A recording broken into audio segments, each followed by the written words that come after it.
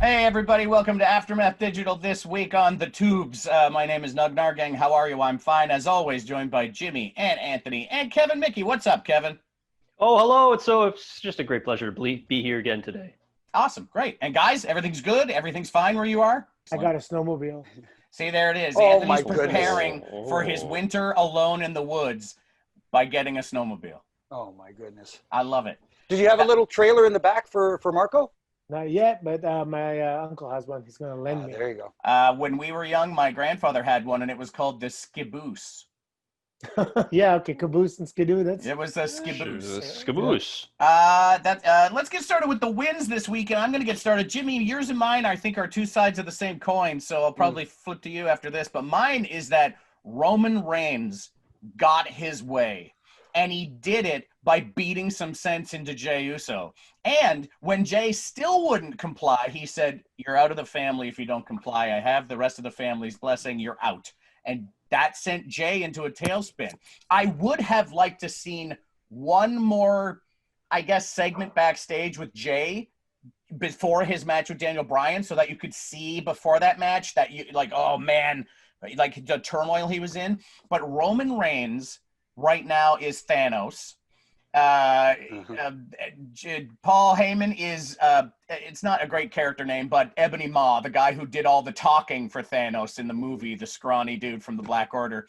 And I could just see he's collecting his Infinity Stones, his various guys, to be part of his tribe. And if Jey goes, Jimmy, perhaps there's others in the family or outside of the family who will bestow reverence upon Roman. That's my big win. I like that Roman Reigns is this evil tyrant who got his way.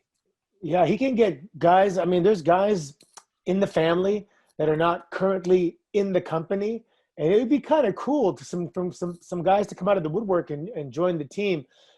It's so funny because Roman Reigns has been here for some time now, yet you have the feeling that this is just the beginning of something, which is incredible because it's really good.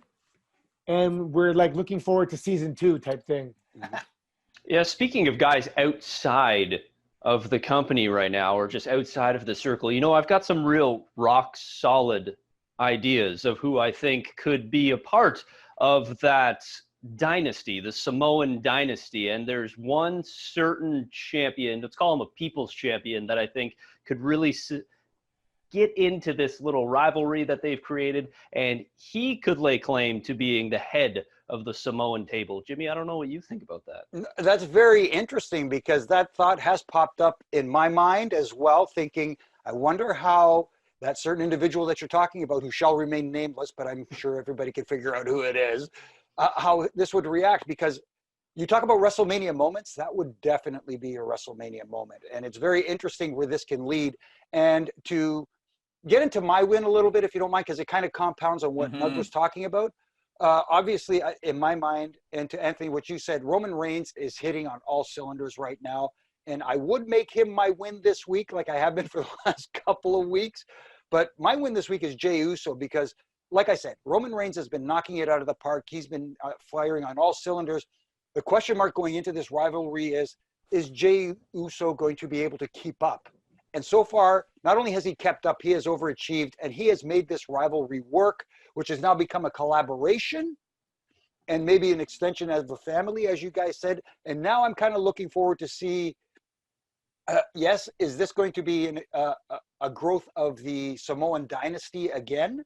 Or is Jey working an angle here? I don't know, but the possibilities are there. And if there's one story that's got me hooked right now, this is the one.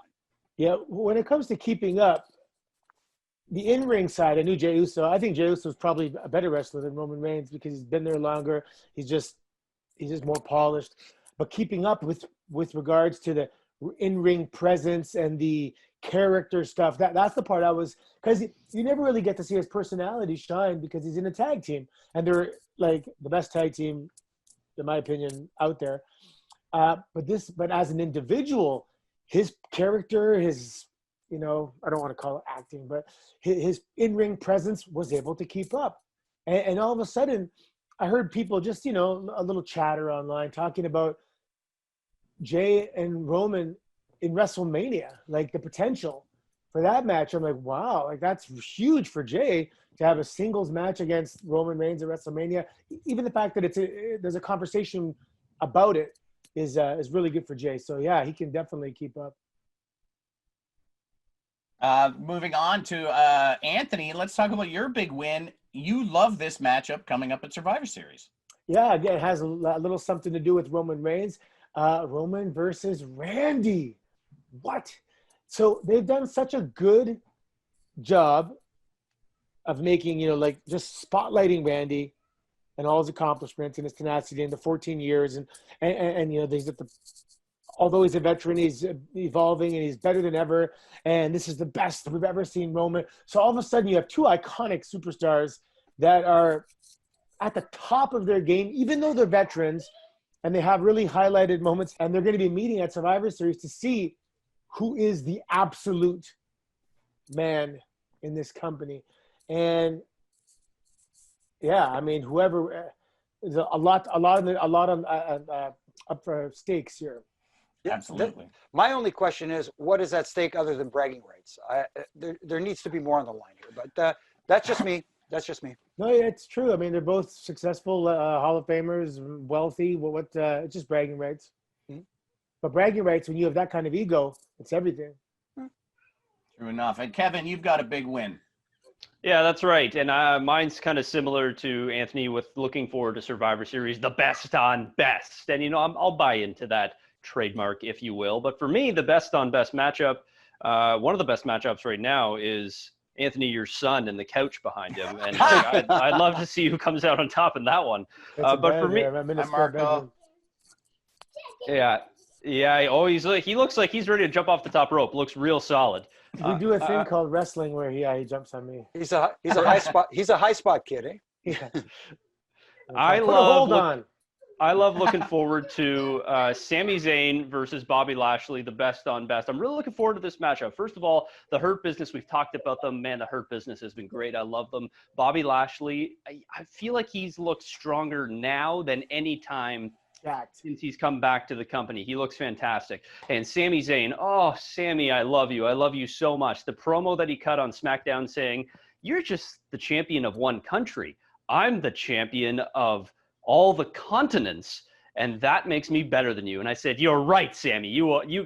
That does make you better than Bobby Lashley. And then the Hurt Business responding on Monday, MVP talking trash, Bobby talking trash. It's been fantastic to see these guys go tete-a-tete on the mic, and I'm really looking forward to see what they could do in the ring, because if you didn't know anything about them, looks like a mismatch. However, you know that Sami Zayn can pull off just fantastic stuff in the ring, so I'm really looking forward to that particular match. As the champion of all continents, I would love to see this take place in Antarctica. I don't know. Yeah, Sammy's promo and back in the day, that was kind of my argument a little bit as well. When I would brag about the Intercontinental Championship, it's all the land masses protruding above the water. But okay, Bobby's last night, him and MVP in the ring. You see his neck popping out of his dress shirt, like Bobby has to be in his 40s, right? I imagine. Yeah, early 40s. Yeah. Man, he's just. I remember when I got to OVW, I was in like the beginners class and intermediate class, and there was the contracted talent class, and Bobby Lashley was kind of on his way up to WWE, but he was still there. And I walked in and I saw him, and I'm like, what? That's what I'm competing against? How is it even possible? That I'm going to, little 5'10" me is going to get in the ring and make it look like I can even compete against the guy. He was such a specimen. Little did I know that he's going to be, the legendary Bobby Lashley. And he wasn't just one of the crowd. He was, one in a million. Anyway, I think Sami's going to elevate Bobby's in-ring storytelling part of the match. And Bobby just being Bobby is going to elevate, I think, the prestige of the match. So you're going to have really, really good synergy between these two guys. Yeah, I'm really looking forward to it. They've had a bit of a rivalry in previous years, if anybody can remember that, but they're both very different people now, so it'll be interesting to see how this turns out. What about you guys at home? What were your wins for the week? Let us know on Twitter. Use the hashtag AskAftermath if you have any questions, and be sure to send all and your comments and questions right to Jimmy Corderas on Twitter. Concerns mostly. And recipes if you have them. Yes. Guys, pleasant, especially for Ref to Chef. Guys, tune back in. We're going to end up with our fails, and plus we're going to talk a little bit about Survivor Series when we come back. Don't you dare miss it. Thanks for the plug.